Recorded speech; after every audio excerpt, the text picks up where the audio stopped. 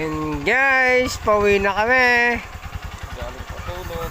Galing kaming ng pag-spray. Ayan guys, gas-gas yung tuhod, di nagdalang pantalon. Ayan guys, yung spray namin. Ayan. Ayan guys.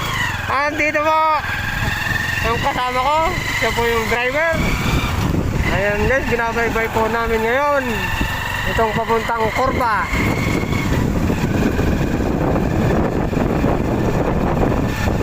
Ayan guys. Guys, grabe. Ang hirap ng buhay. Support naman dyan. Baka naman. Ayan guys, pauwi na kayo. Update ko na lang kayo mamaya. Nasa na kami.